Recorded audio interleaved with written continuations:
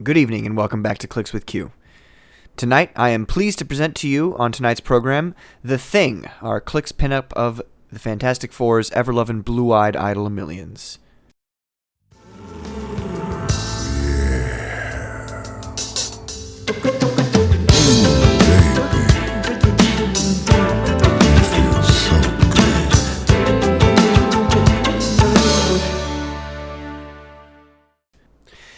Alright, so tonight we're going to be going over Thing.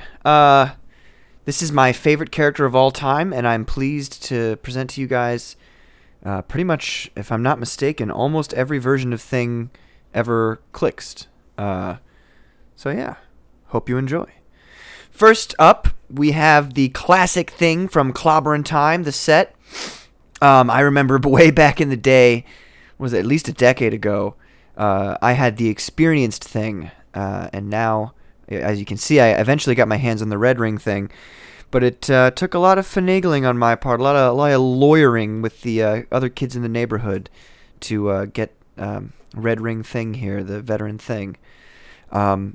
Anyway, love the sculpt. The sculpt is it's such a great sculpt. Even by today's standards, it still really captures the essence of the Thing.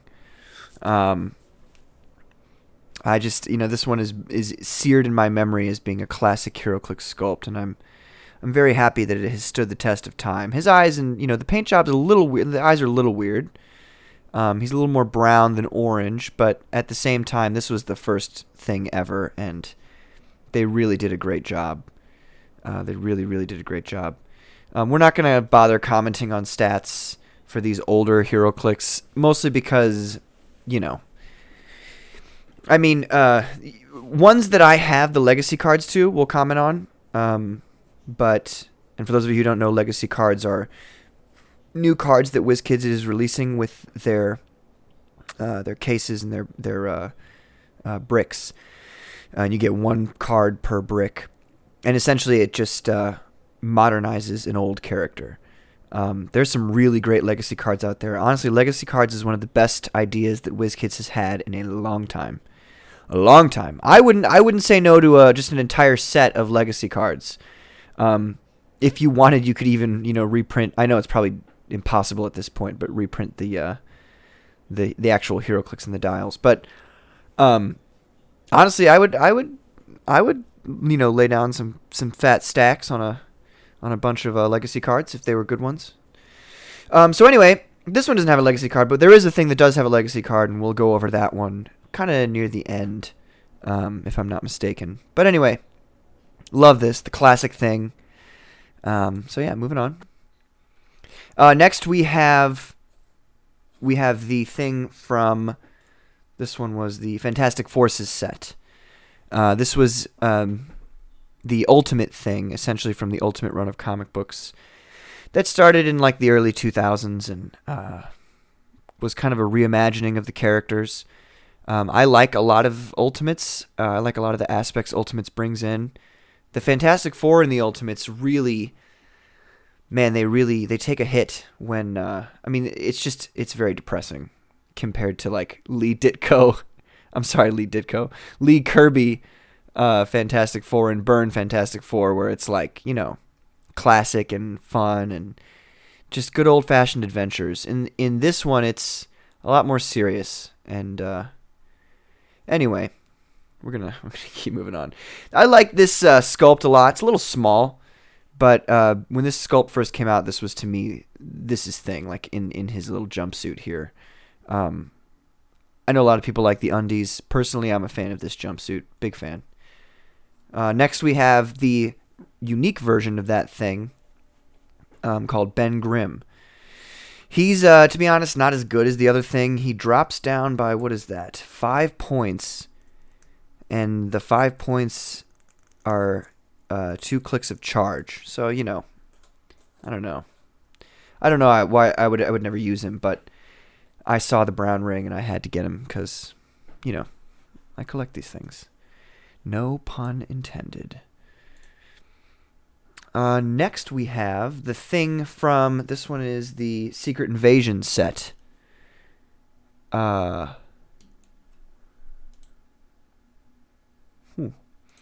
It looks like that first slide there has all of the stats that I wanted to give him wrong. So we'll look at the next slide and you'll see.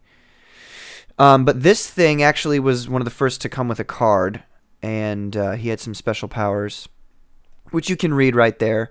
You can still kind of use these older Clix in Modern, not obviously, against competitive people. But who likes playing against competitive people? I know there's a lot of people out there. I just like to talk smack on competitiveness. Anyway, I love this thing. I would say if you ran him at, like, if you said he was 60, I think 60 is pretty fair. 60 is pretty fair for his stats. He's got a few clicks of 4. 1, 2, 3 clicks of 4. Yeah, and you can view those stats if you want on hcrealms.com. They really have everything there. They're pretty awesome. But yeah, I'd probably say 60 points for him. Anyway, the sculpt. This is the best thing sculpt that I've ever seen in my life, to be honest with you guys. I love this sculpt so much. The hot dog stand is its classic thing. And it comes straight out of the comic book too. This shot of him grabbing the hot dog stand. Straight out of the comic book. It's from the who is it? Wade and Waringo run. That was, what was going on when I was coming up. But anyway, even today the dial's still, it's very indicative of the thing. If, it hasn't aged well, but if it had aged well, it'd still be a very thing accurate dial. Can't say enough about the sculpt. Next we have actually my favorite of these two, Benjamin J. Grimm. It's great too that his whole name is printed on the dial, and you gotta love the silver rings. Just gotta love those silver rings. Obviously the sculpt is still a 10. I like this paint job a little bit better. It's a little. They used, I think, a gloss varnish at the end, and it kind of makes him a little bit more orange, and it makes him look a little more comic booky. But that's really the only difference between those two sculpts. This also, for whatever reason, has the downward facing dial, the one that was introduced in Hypertime, whereas the other one has the classic, upwards facing dial. But whatever. I really did like those old upwards facing dials. They're very nice. But the new Oreo style is not bad either. It's okay. The only thing I miss really is the ability to have arch enemies. I thought that was so cool, and the different colors for everybody. Oh, that was so rad. All right. Anyway, this thing essentially gives toughness to his friends, so he's a little bit more of a team player, and he gets defend later on down. So I like him more for a team Fantastic Four, but this is the best sculpt of all time. Okay, next we have. Oh yeah, this is the Future Foundation thing, the original one from what set is that? Guardians of the Galaxy? That's not true. There's no way. It is Guardians of the Galaxy. No. This isn't Guardians of the Galaxy. This is the one before. Secret Wars? I think it's Secret Wars. Anyway, the sculpt is terrible. It's just, look at it. And look at his eyes, too. He's like, man. Paint job is passable at best. Passing at best. There's really no highlights or depth to this thing, and there's a few nicks and stuff where there should be paint. He's not really orange. Well, his orange is okay. It's okay. It's not the worst. I've seen much worse. I prefer this color to the more yellow color, which is just like annoying to see. But the dial is atrocious. I don't know why he has Battle Fury. I've read this Hickman run. Well, actually, I didn't read the FF, the Future Foundation. I read the Fantastic Four. So whatever. Maybe he does get so mad in FF that he warrants Battle Fury. But he's pretty useless. Yeah. 2 damage. Give me a break. Anyway, moving on from this one.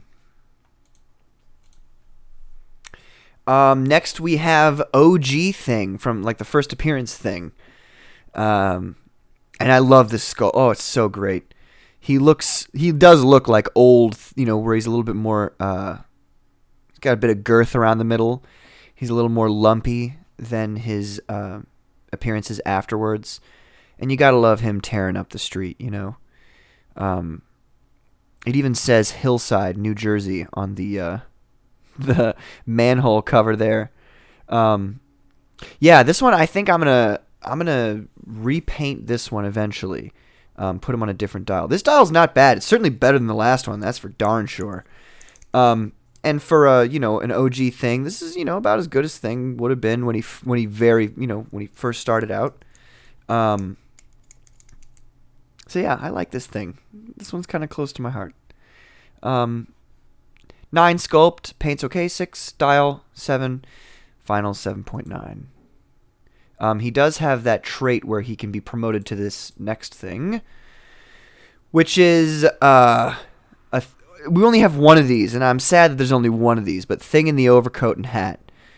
This is a classic look for Thing in the comic books, and I'm honestly kind of surprised that there's only one version of him in his overcoat and hat. Love the sculpt. Again, it's a 10. I love seeing Thing in the overcoat and hat. I don't know why, but when I see him in that, it's like, in the glasses, that's like straight up classic Thing to me. The paint job's okay. His eyes look a little weird. He kind of looks like a fish when you look at his eyes. He's got derp eyes. The dial, obviously stats don't age well with time, but the powers that he's got and what he can do and the way you would play him is very nice. It's very Thing accurate, especially Thing accurate in the overcoat, with the shape change to start with, then plasticity at the end there. Flurry in the middle, very nice. Yeah, this Thing is very choice, and I love the 5th and Yancey Street on the top of the sign there. Both of those previous ones were from the 10th anniversary HeroClix set, which begs the question. It was 2012, I believe, if I'm not mistaken, that 10th anniversary came out. That would indicate then that 20th anniversary would be this year, supposedly. So, I mean, that'd be cool, especially if 20th anniversary was just actually decent versions of all the HeroClix, like actually according to their power. We still have yet to get a modern Thing according to as actually as good as he ought to be. So, we can only hope. Let's see here. Come on. Okay, so I guess I did it chronologically. So next we have the very first in our new line of things. This one is from the Cosmic Clash starter set. I love this starter set, honestly. Most of the dials in this starter set are absolutely brilliant, and the sculpts are pretty darn good.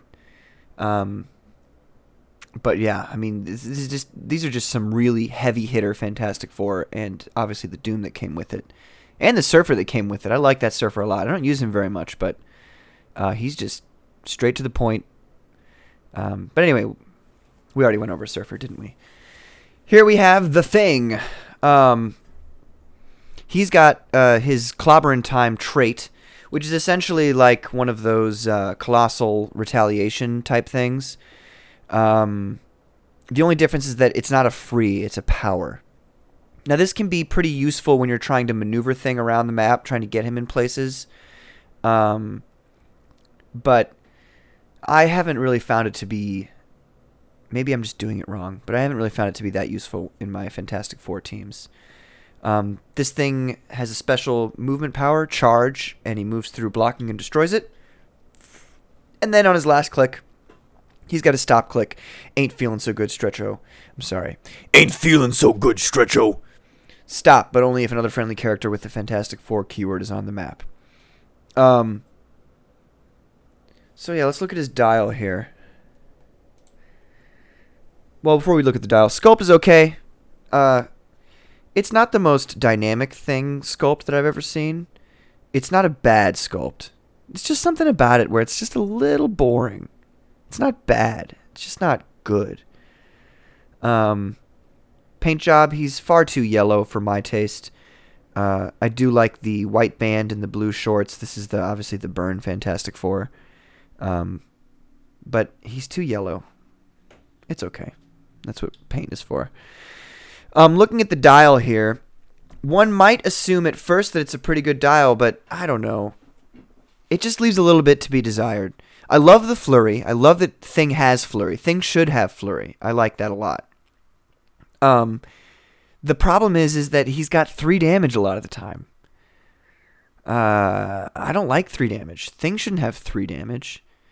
It is a positive that he has super strength his whole dial.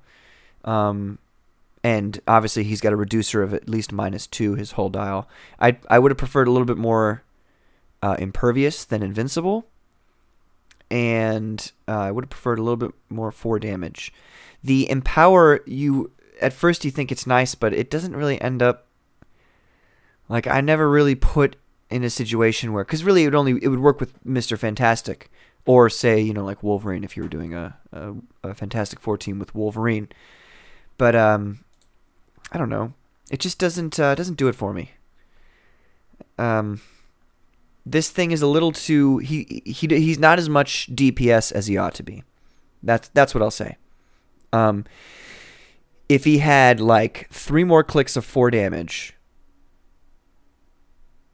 and you called him 125, I think that ought to do it.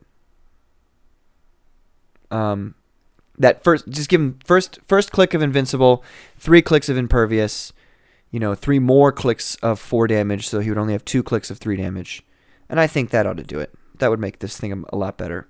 But right now he's good. He's just not perfect. And I demand perfection. No, I'm just kidding. But anyway, next we have what is this? The common thing from the Fantastic Four set that recently came out. Sculpt is not great. All the sculpts in this set are way too small. They're smaller than the Cosmic Clash, which was regular sized compared to what was coming out at the time. And then when you compare these ones that are smaller than regular sized to the new ones, which are much bigger, it's a little ridiculous, honestly, how small these are. This thing it's a good sculpt, it's a good pose, but he's way too small. And he's a little formless, I would say, too. I mean, yeah, he's just a bit, I don't know, just a kind of a boring sculpt. The paint job for this one is a 7, because it makes sense. He's wearing his shorts. He's got his shorts on. His undies, I guess. This one has a trait. The Thing increases his attack total +1 for each 4 in his finalized attack roll. I always forget that. And then he's got a stop click, impervious.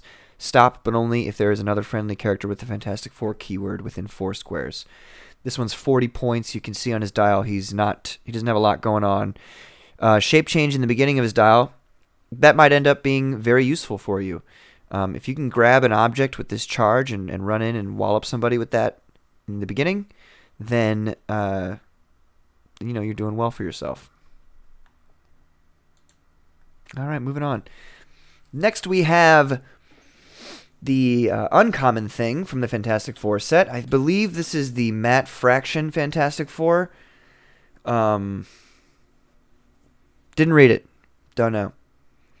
Anyway, the paint job is awful. You can see that they, instead of making sanding it down, his rocks on his thighs there, instead of doing the most minimal amount of effort to make it look good, they were just screw it. We'll just paint over his rocks.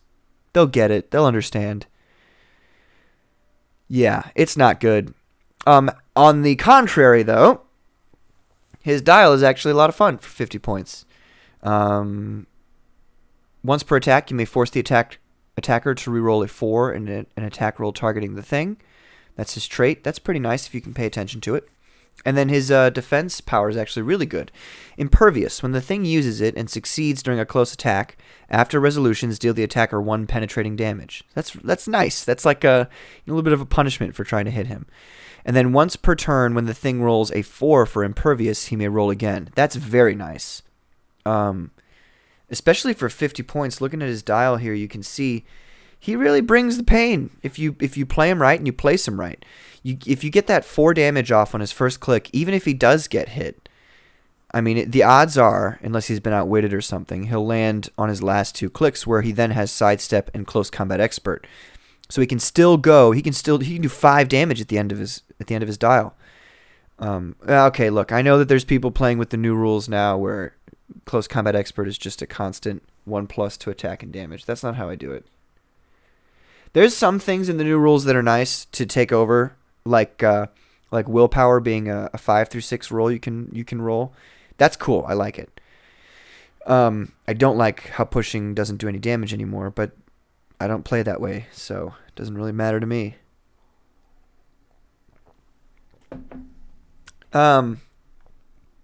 Yeah, it's nice to note too that all of these things have had Indomitable, as he should. So yeah, 50 points. This thing is nothing to scoff at. Next we have quite possibly the most accurate. He's not scaled correctly, but the most accurate thing dial-wise that I've seen so far. Yeah, sculpt is the same as the other 6. Paint is a 5 because I think it's lazy to paint on the rocks. I really do like the black Fantastic Four suits. I thought they were pretty rad. It was like I don't know, because the white and dark blue, the white and navy that Byrne reimagined, because originally it was navy and black, and then it was changed to a lighter blue and the white. I look at that black and blue as like a reimagining, and I think it's pretty cool. I don't like the comic book runs. It's been kind of what's the word? Subverting and dismantling the characters, and I don't like that. They dismantled the origin of the Fantastic. We're not gonna go over that right now. This is a HeroClix video. Anyway, this thing, Honeymoon in Paradise. This is based on the what's it called? Thing versus Immortal Hulk. Dan Slott. There was a few issues. I think it's 3 or 4. I've got the collection of them. And, it's a classic good old Thing versus Hulk matchup yet again. That's just a straight up, original feud there, those two. A lot of people don't really know that in modern day because they all think that everything revolves around the Avengers. Not so! Anyway, this is when Thing goes on honeymoon with his recently made wife, ALICIA Masters Grimm is what she'd be called now, right? Yeah. ALICIA Grimm. It's great. It's great. I love how they got married. And, obviously there was some... it's great that they got married. Anyway, the Thing generates the ALICIA bystander. We'll look at her in a second here. He also has friendly characters with the Fantastic Four keyword within 4 squares can use Empower. That's very nice. I always forget it. But it's very nice. You play it on a team of Fantastic Four, and everybody's giving him Empower. Think about that. He has a attack power near the end of his dial. Everything I got, all or nothing. When the Thing makes a close attack, you may choose that he modifies attack +3, deals penetrating damage, and that opposing characters can't use shape change or super senses. If you do, after resolutions, KO the Thing. So looking at his dial, let's describe ALICIA first. ALICIA's got sidestep, super senses, 14 defense, nothing that great. 9 attack with support. So if you can get that support off on Ben, if she's healing him there, that's great. She is not autonomous. It would almost be unfair if she was autonomous for 75 points. I mean, first of all, for 75 points, you've got 6 clicks of -2 damage reducer. Okay? I know people are looking at that 3 like, ugh, 3 damage. Anyway, ALICIA's trait. If ALICIA Grimm is within 4 squares of an opposing character, the Thing modifies speed, attack, and damage +1. When she is KO'd by an opponent's attack, after resolutions, heal the thing to his starting click and modify his speed, attack, and damage 1+ for the rest of the game. For the rest of the game. So you're looking at a thing that has, if you position ALICIA right, you know, if you got to play a team with maybe Sue with telekinesis, or Johnny brings her up while he's trying to move through somebody to poison them.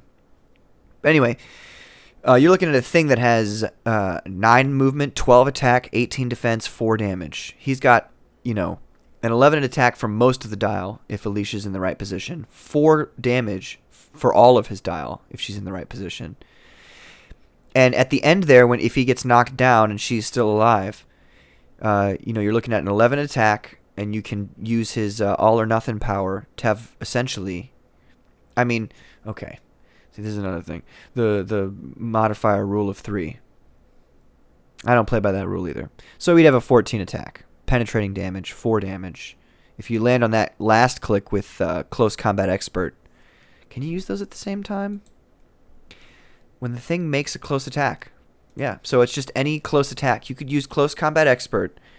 So you're looking at 11-4, and then Close Combat Expert, make it a 6 damage. Clobber somebody, but good. 6 penetrating damage with a 14 attack. This thing is unbelievable. Actually, the first time I played him, he got... I was using the Fantastic Four die, too, and he rolled 4 and 4 against 3 people and KO'd each of them with that same 4/4 punch. And ALICIA got killed. He got put up to his first click again, and then he faced off against the Super Scroll at the end and beat him. I was very, very happy with the performance of this thing. So yeah, sculpt, paint, not so great. Dial, amazing. I'll have to put a nice sculpt and paint job on this thing. That'll be cool. All right, moving on. Now we have the thing from the, what's it called? Deep Cuts. Fantastic Four. These are the ones that you can paint yourself. Big fan of this. I love that HeroClix lets us do this. I honestly, I'm one of those people who started in miniatures painting them to begin with. So pre-painted miniatures is like, it's nice, but I wouldn't say no to unpainted miniatures, to be honest with you. If HeroClix wanted to save a lot of money doing that, they could. At least in my estimation. I know there's probably a lot of people who don't like that. That's okay. This thing has a trait.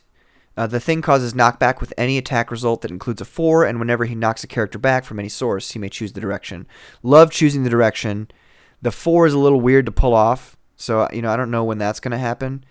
If you can find a way, like if you give him the Gem of Katorak to give him super strength so he always has knockback, then this thing becomes incredibly formidable. He's got a regular stop invulnerability on his last click there. And we're looking at his dial. I don't know why I gave it a 6. Why did I give it a 6? I guess because he doesn't have super strength. But if you gave him that gem, I guess it's like, what, 10 points maybe? Bump him up to like 85 to 90 points. It's nothing to scoff at, especially with that Close Combat Expert near the end. I love Close Combat Expert on the thing. It's very nice to see. He should have super strength, though. I will say that much. But if you can give him super strength and then he's knocking people back in whatever direction you choose, that's a game changer. Contrary to what you might think, his 20-point line is actually super useful as well. He's just got that stop click right there. So all you have to do is move him up to somebody, and if they don't kill him outright by attacking him twice, he's going to be able to try to take a Close Combat Expert whiff at him. As you can see, this is my paint job of the thing. I don't think it's perfected yet. I'm not as good a painter as a lot of other people, but I'm still not quite satisfied with this. He's a little too... He's not orange enough. He's not comic booky enough. I think I did pretty well with the cracks, but there's still room for improvement. All right. Now we have the thing from the Future Foundation Fast Forces. Say that 5 times fast. Future Foundation Fast Forces, Future Foundation Fast Forces, Future Foundation Fast Forces, Future Foundation Fast Forces, Future Foundation Fast Forces. Yeah, it wasn't actually that difficult. This one's pretty nice. The sculpt is okay. He's a little wonky on the side there. You see his arm, his right arm? It's like his upper arm is like way too short. Yeah. And the face is a little weird. And his boots look a little cartoony. It's not really the greatest sculpt. It's not. The paint job's also a bit sloppy. You can see a lot of it's been put on with there's that Future Foundation symbol seems to be like some sort of stamp that they put on. That's the only thing that's like clean. Everything else is a bit sloppy. This looks cartoony. Anyway, when an opposing character would move adjacent to the thing, roll a d6. 4. Choose one. That character immediately ends their action, or after resolutions, deal that character 1 penetrating damage. If you can pull this off, it's going to be very frustrating to your opponent. The thing has improved movement, hindering, and breaks through and destroys blocking. Very nice for 50 points. And he's got traded, it's clobbering time, close combat expert. Ooh, traded. Let's look at his dial. 11 movement with charge. I don't know. 11 is a bit, I know why they did it, so you can move 6 squares and charge. 11's a little much for the thing, but hey, I'm not going to complain. Only 1 click of invulnerability, but that kind of evens it out for the 50 points you have to pay for this guy who has traded close combat expert. Near the end of his dial, he's looking at flurry, which is very nice. And then at the very, very tail end of his dial, he's got flurry with an 11 attack and regeneration, so you can kind of get him back up. All the Fantastic Four from these fast forces have regeneration on their last click. Why? I don't know, but it's okay. This thing is really useful, I would say. A very useful 50 points. Next, we have the thing from the set, the uncommon thing from the Future Foundation set. I'm not really a fan of this thing. He can break through blocking. You see his improved movement. He gives friendly sidekicks toughness. I don't ever play games with sidekicks because I don't... Like, why would you? I don't know. Maybe like thematically from time to time have with the kids, but yeah. If I were to like take that risk and play with a bunch of children, my friends would obliterate me and it would be embarrassing. And so yeah. Anyway, we've got an 8-click dial here for 60 points. 8 clicks is nothing to scoff at, but this dial is incredibly boring, not very indicative of the thing. And certainly not as useful as the last Fast Forces one, which was 10 points less. Didn't do the 4 damage up top and didn't have 8 clicks, but at the same time, he's just better, I would say. Just generally better. The sculpt is the same weird one. The paint is not good. First of all, he's this weird color that's not quite orange, and it's not quite brown. I don't know. I don't like it that much. And then his head and neck area is just an entirely different color than the rest of his body. It's just weird. But, yeah. Thanks, China. All right, next on our list. We have the thing from the Galactic Guardians set a long time ago, but this is the Legacy card. It's very hard to read this, so I'll read it for you guys. He's got a trait, Marvel's First Family. Unique modifier. When Thing heals from the Fantastic Four team ability, after resolutions, remove an action token and modify Thing's combat values by +1 until the end of your next turn. Pretty nice. Pretty nice. So I suppose if you were to play a team of sidekicks and have them just die so that this thing can do better, then yeah. Actually, that's an idea. He's got a special damage power. Had enough clobbering yet? Sidestep, close combat expert. When an opposing character takes damage from the thing's close attacks, after resolutions, choose one. Deal that character one unavoidable damage, or make a close attack targeting that character, and it can activate on each hit. Holy moly. I know as a matter of fact that the old card said that your opponent gets to choose. Deal the character an unavoidable damage or make a close attack. So the fact that it's not phrased that way in this special power would indicate that you, the player controlling the thing, gets to choose what happens next. Let's look at his dial here. So the stats are a little, they leave a bit to be desired.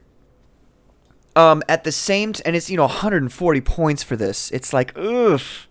He does have sidestep for his first 4 clicks, so the lack of charge on those other 2 clicks isn't the worst thing in the world. And he's got close combat expert for his whole dial. It's just whether or not you can get the 140 points out of him by really clobbering somebody. What you want to do with this thing, I would imagine, is put him on a team where a lot of people can perplex him. And actually, I just talked smack on it. But, you might do a sidekick team with this thing. It wouldn't be bad. It wouldn't be that bad. Because they're dying. He's getting an action token taken off and getting his attack +1. And if those sidekicks are the good ones, like Valeria or I forgot who has Perplex. But those ones with Perplex, or even the ones with Empower or things like that. And, yeah, they can buff this thing so that he can keep hitting. What you want to do is get his attack up to a 12 or a 13 if you can, and then just place him next to somebody. Your best situation is to get him to have a 13 attack with just modifiers of some sort, put him next to somebody, and then give him his close combat expert to make 6 damage, 13 attack for that first hit, and then 4 damage with 13 attack for those other hits, and just, whittle somebody down, clobber them into the ground in 1 turn. It's theoretically possible.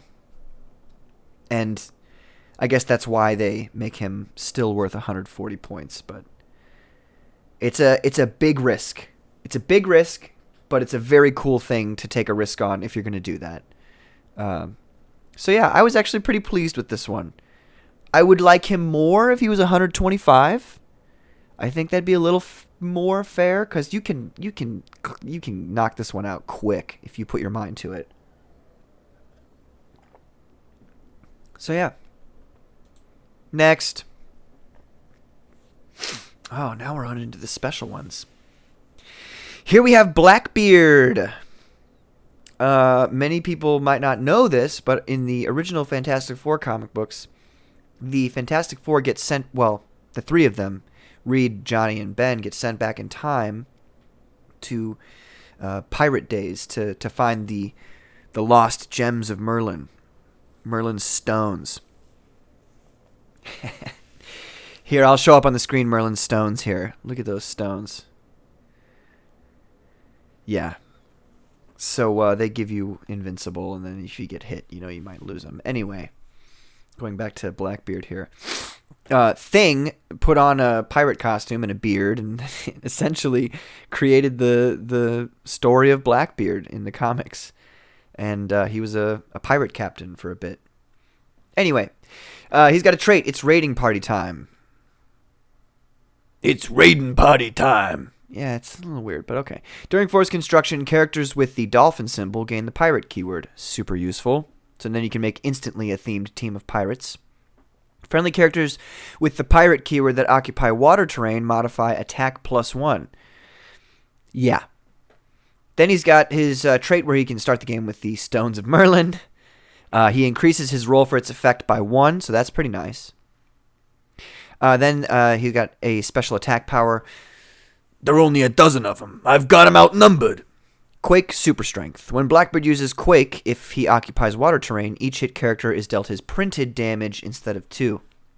And then he's got a special damage, Empower, Leadership, Shape Change. Pretty nice. Looking at his dial here, he's pretty mean.